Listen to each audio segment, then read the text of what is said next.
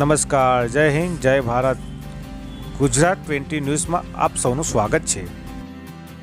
દાહોદ જિલ્લાના કતવારા ગામ ગારી ફળિયાની અંદર સ્મશાનની સુવિધાથી વંચિત.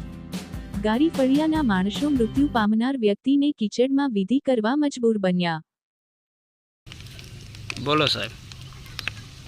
ગામમાં 10 વર્ષ થઈ ગયા, સ્મશાનની કોઈ વ્યવસ્થા નથી. નાનાથી લઈને ઉપલી લેવલના બધા નેતા ગામમાં આવે છે ઓનલી ફોર ઓટ લેવા, પ્રચાર કરવા માટે એમનો પોતપોતાનો. એમનું કામ પતે, ઓટ મળી ગયા એટલે રવાના. આજ સુધી ગામના દરેક વ્યક્તિનું મોત થાય એટલે આ કાદવ કીચડમાં રસ્તાની વ્યવસ્થા નથી, સ્મશાનની વ્યવસ્થા નથી. કાદવ કીચડમાં એમને સ્મશાન સુધી લાવવાનું થાય છે.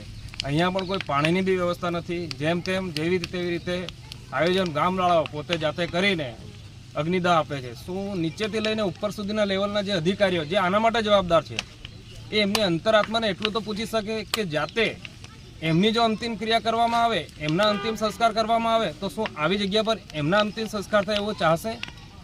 તમે પંચાયતથી લઈને ઉપર લેવલના દરેક અધિકારી સુધી ગામના વ્યક્તિઓ, વડીલો બધા રજૂઆત કરી ચૂક્યા છે. જાય છે ત્યારે જવાબ નકારાત્મક જ મળે છે, કોઈ જવાબ હકારાત્મક આપતા. હા થઈ જશે, પણ શું થઈ જશે? એક વસ્તુને 10 વર્ષ થઈ ગયા છે.